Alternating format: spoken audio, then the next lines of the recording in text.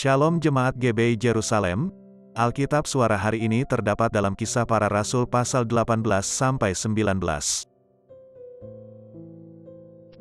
Kisah Para Rasul pasal 18. Kemudian Paulus meninggalkan Athena, lalu pergi ke Korintus. Di Korintus ia berjumpa dengan seorang Yahudi bernama Aquila yang berasal dari Pontus. Ia baru datang dari Italia dengan Priscilla, istrinya, karena Kaisar Claudius telah memerintahkan supaya semua orang Yahudi meninggalkan Roma. Paulus singgah ke rumah mereka, dan karena mereka melakukan pekerjaan yang sama, ia tinggal bersama-sama dengan mereka. Mereka bekerja bersama-sama karena mereka sama-sama tukang kemah. Dan setiap hari Sabat, Paulus berbicara dalam rumah ibadat dan berusaha meyakinkan orang-orang Yahudi dan orang-orang Yunani.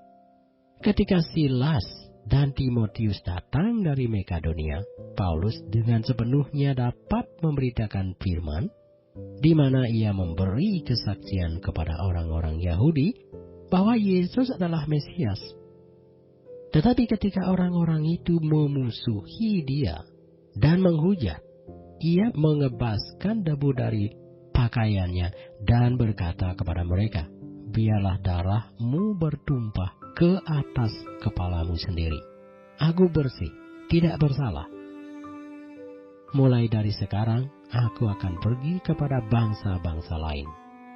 Maka keluarlah ia dari situ, lalu datang ke rumah seorang bernama Titus Justus yang beribadah kepada Allah dan yang rumahnya berdampingan dengan rumah ibadat. Tetapi Krispus, kepala rumah ibadat itu, menjadi percaya kepada Tuhan bersama-sama dengan seisi rumahnya, dan banyak dari orang-orang Korintus yang mendengarkan pemberitaan Paulus menjadi percaya dan memberi diri mereka dibaptis. Pada suatu malam, berfirmanlah Tuhan kepada Paulus di dalam suatu penglihatan, "Jangan takut, teruslah memberitakan firman dan jangan diam, sebab aku menyertai engkau, dan tidak ada seorang pun yang akan menjamah dan menganiaya engkau, sebab banyak umatku di kota ini." Maka tinggallah Paulus di situ selama 1 tahun 6 bulan, dan ia mengajarkan firman Allah di tengah-tengah mereka. Akan tetapi, setelah Galio menjadi gubernur di Akhaya, bangkitlah orang-orang Yahudi bersama-sama melawan Paulus, lalu membawa dia ke depan pengadilan. Kata mereka, "Ia ini berusaha meyakinkan orang untuk beribadah kepada Allah dengan jalan yang bertentangan dengan hukum Taurat." Ketika Paulus hendak mulai berbicara, berkatalah Galio kepada orang-orang Yahudi itu, "Hai orang-orang Yahudi, jika sekiranya dakwaanmu mengenai suatu pelanggaran atau kejahatan, sudahlah sepatutnya aku menerima perkataanmu. Tetapi, kalau hal itu adalah perselisihan tentang perkataan atau nama atau hukum yang berlaku di antara kamu, maka hendaklah kamu sendiri mengurusnya. Aku tidak rela menjadi hakim atas perkara yang demikian." Lalu ia mengusir mereka dari ruang pengadilan. Maka orang itu semua menyerbu Sostenes, kepala rumah ibadat, lalu memukulinya di depan pengadilan itu. Tetapi Galio sama sekali tidak menghiraukan hal itu. Paulus tinggal beberapa hari lagi di Korintus, lalu ia minta diri kepada saudara-saudara di situ dan berlayar ke Syria sesudah ia mencukur rambutnya di Kengkrea karena ia telah bernazar. Priscilla dan Aquila menyertai dia. Lalu sampailah mereka di Efesus. Paulus meninggalkan Priscilla dan Aquila di situ. ia sendiri masuk ke rumah ibadat dan berbicara dengan orang-orang Yahudi. Mereka minta kepadanya untuk tinggal lebih lama di situ, tetapi ia tidak mengabulkannya. Ia minta diri dan berkata, "Aku akan kembali kepada kamu jika Allah menghendakinya." Lalu bertolaklah ia dari Efesus. Ia sampai di Kaisarea, dan setelah naik ke darat dan memberi salam kepada jemaat, ia berangkat ke Antiokhia. Setelah beberapa hari lamanya ia tinggal di situ, ia berangkat pula lalu menjelajahi seluruh tanah Galatia dan Frigia untuk meneguhkan hati semua murid. Sementara itu, datanglah ke Efesus seorang Yahudi bernama Apolos yang berasal dari Alexandria. Ia seorang yang fasih berbicara dan sangat mahir dalam soal-soal kitab suci. Ia telah menerima pengajaran dalam jalan Tuhan. Dengan bersemangat ia berbicara dan dengan teliti ia mengajar tentang Yesus, tetapi ia hanya mengetahui baptisan Yohanes. Ia mulai mengajar dengan berani di rumah ibadat. Tetapi setelah Priscilla dan Aquila mendengarnya, mereka membawa dia ke rumah mereka dan dengan teliti menjelaskan kepadanya jalan Allah. Karena Apolos ingin menyeberang ke Akaya, saudara-saudara di Efesus mengirim surat kepada murid-murid di situ supaya mereka menyambut dia. Setibanya di Akaya, maka ia oleh kasih karunia Allah menjadi seorang yang sangat berguna bagi orang-orang yang percaya. Sebab dengan tak jemu-jemunya ia membantah orang-orang Yahudi di muka umum dan membuktikan dari kitab suci bahwa Yesus adalah Mesias. Kisah Para Rasul pasal 19. Ketika Apolos masih di Korintus, Paulus sudah menjelajah daerah-daerah pedalaman dan tiba di Efesus. Di situ didapatinya beberapa orang murid. Katanya kepada mereka, "Sudahkah kamu menerima Roh Kudus ketika kamu menjadi percaya?" Akan tetapi mereka menjawab dia, "Belum, bahkan kami belum pernah mendengar bahwa ada Roh Kudus." Lalu kata Paulus kepada mereka, "Kalau begitu dengan baptisan manakah kamu telah dibaptis?" Jawab mereka, "Dengan baptisan Yohanes." Kata Paulus, "Baptisan Yohanes adalah pembaptisan orang yang telah bertobat." Dan ia berkata kepada orang banyak bahwa mereka harus percaya kepada dia yang datang kemudian daripadanya, yaitu Yesus. Ketika mereka mendengar hal itu, mereka memberi diri mereka dibaptis dalam nama Tuhan Yesus.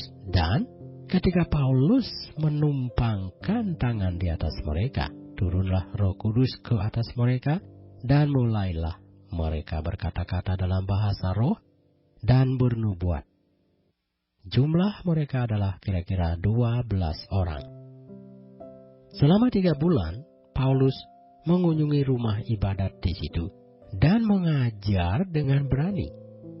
Oleh pemberitaannya, ia berusaha meyakinkan mereka tentang kerajaan Allah. Tetapi ada beberapa orang yang tegar hatinya. Mereka tidak mau diyakinkan. Malahan mengumpat jalan Tuhan di depan orang banyak. Karena itu, Paulus meninggalkan mereka dan memisahkan murid-muridnya dari mereka dan setiap hari berbicara di ruang kuliah Tiranus.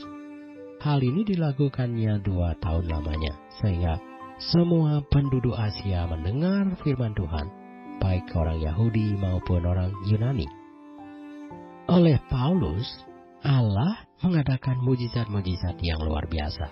Bahkan orang membawa sabut tangan atau kain yang pernah dipakai oleh Paulus dan meletakkannya atas orang-orang sakit, maka lenyaplah penyakit mereka dan keluarlah roh-roh jahat. Juga beberapa tukang jampi Yahudi yang berjalan keliling ke negeri itu mencoba menyebut nama Tuhan Yesus atas mereka yang kerasukan roh jahat dengan berseru, katanya, "Aku menyumpahi kamu demi nama Yesus yang diberitakan oleh Paulus." Mereka yang melakukan hal itu ialah 7 orang anak dari seorang imam kepala Yahudi yang bernama Skewa. Tetapi roh jahat itu menjawab, "Yesus aku kenal, dan Paulus aku ketahui. Tetapi kamu, siapakah kamu?" Dan orang yang dirasuk roh jahat itu menerpa mereka dan menggagahi mereka semua dan mengalahkannya, sehingga mereka lari dari rumah orang itu dengan telanjang dan luka-luka. Hal itu diketahui oleh seluruh penduduk Efesus, baik orang Yahudi maupun orang Yunani. Maka ketakutanlah mereka semua dan makin masyhurlah nama Tuhan Yesus. Banyak di antara mereka yang telah menjadi percaya datang dan mengaku di muka umum bahwa mereka pernah turut melakukan perbuatan-perbuatan seperti itu. Banyak juga di antara mereka yang pernah melakukan sihir, mengumpulkan kitab-kitabnya lalu membakarnya di depan mata semua orang. Nilai kitab-kitab itu ditaksir 50.000 uang perak. Dengan jalan ini, makin tersiarlah firman Tuhan dan makin berkuasa. Kemudian daripada semuanya itu, Paulus bermaksud pergi ke Yerusalem melalui Makedonia dan Akaya. Katanya, sesudah berkunjung ke situ aku harus melihat Roma juga. Lalu ia menyuruh 2 orang pembantunya, yaitu Timotius dan Erastus, mendahuluinya ke Makedonia. Tetapi ia sendiri tinggal beberapa lama lagi di Asia. Kira-kira pada waktu itu timbul huru-hara besar mengenai jalan Tuhan. Sebab ada seorang bernama Demetrius, seorang tukang perak, yang membuat kuil-kuil Dewi Artemis dari perak. Usahanya itu mendatangkan penghasilan yang tidak sedikit bagi tukang-tukangnya. Ia mengumpulkan mereka bersama-sama dengan pekerja-pekerja lain dalam perusahaan itu dan berkata, "Saudara-saudara, kamu tahu bahwa kemakmuran kita adalah hasil perusahaan ini. Sekarang kamu sendiri melihat dan mendengar bagaimana Paulus bukan saja di Efesus, tetapi juga hampir di seluruh Asia telah membujuk dan menyesatkan banyak orang dengan mengatakan bahwa apa yang dibuat oleh tangan manusia bukanlah dewa. Dengan jalan demikian, bukan saja perusahaan kita berada dalam bahaya untuk dihina orang, tetapi juga kuil Artemis, dewi besar itu, berada dalam bahaya akan kehilangan artinya. Dan Artemis sendiri, Artemis yang disembah oleh seluruh Asia dan seluruh dunia yang beradab, akan kehilangan kebesarannya." Mendengar itu, meluaplah amarah mereka, lalu mereka berteriak-teriak, katanya, "Besarlah Artemis, dewi orang Efesus." Seluruh kota menjadi kacau dan mereka ramai-ramai membanjiri gedung kesenian serta menyeret Gaius dan Aristarkus, keduanya orang Makedonia dan teman seperjalanan Paulus. Paulus mau pergi ke tengah-tengah rakyat itu, tetapi murid-muridnya tidak mengizinkannya. Bahkan beberapa pembesar yang berasal dari Asia yang bersahabat dengan Paulus mengirim peringatan kepadanya supaya ia jangan masuk ke gedung kesenian itu. Sementara itu, orang yang berkumpul di dalam gedung itu berteriak-teriak, yang seorang mengatakan ini dan yang lain mengatakan itu. Sebab kumpulan itu kacau balau dan kebanyakan dari mereka tidak tahu untuk apa mereka berkumpul. Lalu seorang bernama Alexander didorong ke depan oleh orang-orang Yahudi. ia mendapat keterangan dari orang banyak tentang apa yang terjadi. Segera ia memberi isyarat dengan tangannya dan mau memberi penjelasan sebagai pembelaan di depan rakyat itu. Tetapi ketika mereka tahu bahwa ia adalah orang Yahudi, berteriaklah mereka bersama-sama kira-kira 2 jam lamanya. Besarlah Artemis Dewi orang Efesus. Akan tetapi panitera kota menenangkan orang banyak itu dan berkata, "Hai orang Efesus, siapakah di dunia ini yang tidak tahu bahwa kota Efesuslah yang memelihara baik kuil Dewi Artemis yang maha besar maupun patungnya yang turun dari langit? Hal itu tidak dapat dibantah. Karena itu, hendaklah kamu tenang dan janganlah terburu-buru bertindak. Sebab kamu telah membawa orang-orang ini ke sini, walaupun mereka tidak merampok kuil Dewi kita dan tidak menghujat namanya. Jadi, jika Demetrius dan tukang-tukangnya ada pengaduannya terhadap seseorang, bukankah ada sidang-sidang pengadilan dan ada gubernur? Jadi hendaklah kedua belah pihak mengajukan dakwaannya ke situ. Dan jika ada sesuatu yang lain yang kamu kehendaki, baiklah, kehendakmu itu diselesaikan dalam sidang rakyat yang sah.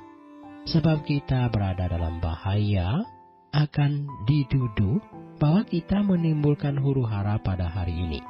Karena tidak ada alasan yang dapat kita kemukakan untuk membenarkan kumpulan yang kacau balau ini." Dan dengan kata-kata itu, ia membubarkan kumpulan rakyat itu.